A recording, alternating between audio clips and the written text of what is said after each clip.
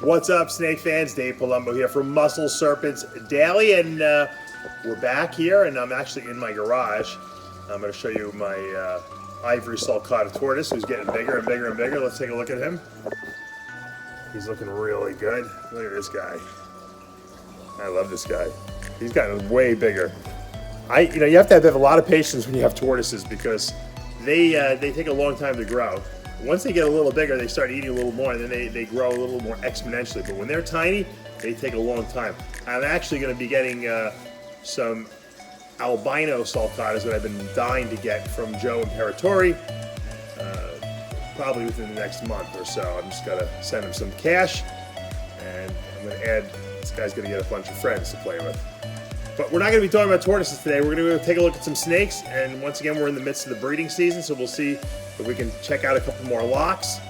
What I decided to do this year was actually not feed every single week like I normally do. I'm at a point now where the ball pythons look really big, and they're holding some nice size on them. So you know what? They're not eating as vigorously as they were. Obviously, a lot of them will be hopefully laying eggs soon in the next month or two. So I cut back the feeding to every other week. The small grow-ups and the babies from 2019, I'm still feeding weekly, but I'm cutting back, which obviously is saving me a lot of money on rats because, man, that stuff adds up, as you guys can know. If you have a big collection, those weekly rodent bills can get really steep. Thank God my good friend Matt Lindsay delivers every week to me, because that would be another nightmare in and of itself. It's worth almost the convenience of having him drop off the stuff to me every week. But hey, you know what? If you want to be a breeder, you got to feed your animals. Let's head into the snake room. There is a beautiful lock right there. Look at that. Wow. That's a hypohet pied female. And that male is, I don't even want to tell you what he is. He's awesome though. He's awesome. These could be some really nice babies. That is an Orange Dream ultramel hypo, so it's a ultramel glow, 100% het pied. So, what can we produce? We can produce hypopieds, Orange Dream hypopieds that are 100% het ultramel, which would be freaking awesome if we can do that. I don't know. We'll see. Big girl. Hopefully we got a lot of good eggs. First time I've seen them lock. That's a nice lock. That's an Ivory, which is a super yellow belly female. Big girl. She produced a big clutch for me this past year. And she is being locked up, or knocked up, maybe we can be a little punny tonight, by a Super Enchi Mardi Gras. Actually, Super Enchi Orange Dream Mardi Gras. So that's Super Enchi, Orange Dream, and then Freeway, which is yellow belly asphalt. So really magnificent male. He's doing a lot of breeding action this year, so we're going to hopefully see some really nice babies. Everything's going to be either Ivory or Mardi Gras. That's the amazing thing when you breed to an Ivory like this. So we're going to get a lot of cool Ivories that are possible Orange Dream. It'll all be Enchi, of course. And then we're going to get some really cool Mardi Gras. Orange Dream Mardi Gras. And you never know. Look at that lock. That is a nice lock there. Orange Dream into the Mardi Gras just makes it that much more spectacular. You know, I never catch boa ovulations, very infrequently, and I don't even know if this is one, to be honest with you. But I'm seeing a pretty big bulge here. This snake has not eaten at all for months now, like at least 2 months. So there's a possibility this could be an ovulation. I've seen some action with her. She actually looks like she's going to shed too, so I don't know if that means anything. This is one of my biggest girls in terms of head size. That's a super hypo Anery boa. I've never bred her. I don't think she's ever been bred at all. I bought her as an adult. She was a little malnourished, underfed, and I got her up to size, and hopefully this year will be the first year we get her to breed. So, I don't know. Maybe ovulation, maybe not. Talk about snake love, right? Look at this. This is a repeat breeding from last year. This is Super Pastel Fire Spider Pinstripe female, who is being bred by a Mandarin male. We produced some really nice Mandarin stuff this past year from this pairing, so I figured let's just do it again. I was going to put in one of my multiple Mandarin type snakes, but I said, you know what? There's so many genes here that if I start creating too many variables, it'll be hard to identify what's going on. So I stuck with the single gene Mandarin for this. Here's a really nice one. I might have disrupted him a little bit too much when I was on the phone, but I think they're still locked. This is Enchi Butter, female, bred to a Mandarin Spider Pinstripe Fire, probable pastel. That male is just wacky looking. That Mandarin gene does so much when you mix it with all these other genes. This could be a really cool matchup. Keep an eye on this one. I don't want to disrupt them too much. I'm going to shut the drawer. I had to show you this guy. One of my favorite snakes. He just ate yesterday. I'm not taking him out. But this is a Candy, which is a recessive. Leopard, incomplete dominant. Blackhead is incomplete dominant. Look at it. Look at those purples in this guy. That is just wild. You know, Candy and albino together make Candino. We see those a lot. We don't see as many pure Candies. Candy's really nice. I almost think the albino, I mean, the albino, it really looks good with the albino, but I think it actually ruins it because it makes it too albino-y. But that Candy Leopard with the black head in there, look at that head. Instead of black head, we got a purple head because of the Candy. It's a lot of purples, and those oranges are just really bright. It almost looks like there's orange dream in there. That is just wow. I mean, what do you think what do you think Mandarin would look like in this? Holy mackerel. This would be wild. This little boy will be breeding hopefully next year. All right, my little Scoria girl here, the Scoria. Here's my little Scoria, double het paradigm blood. She's been eating great. She's at that stage now where she's able to get down some decent sized meal, so she's gonna start growing. This is remember I produced a bunch of these. This is the one with the hieroglyphics, I call it, on it. They all look completely different, all the Scorias. Double het paradigm bloods. This probably is my favorite, I would say. And she's just really redded up. She's looking great, great markings. This is one of my favorite ball pythons I got from Vin Russo years ago, like 4 years ago, actually probably 5 years ago now. And it's a pinstripe ultramel. Just really, really nice color. I mean, pinstripe and ultramel work so well together.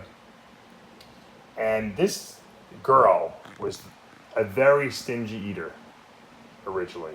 She ate mice, but she wouldn't eat every single week, and it took me a long time to get her to breed. I mean, we produced some really nice babies from her the last 2 years. Orange Dream ultramels, Orange Dream pinstripe ultramels this year. I'll even show you some of the babies.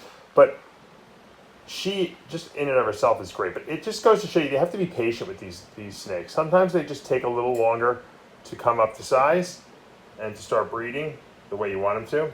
But look at that body mass on her. She's going to go again this year.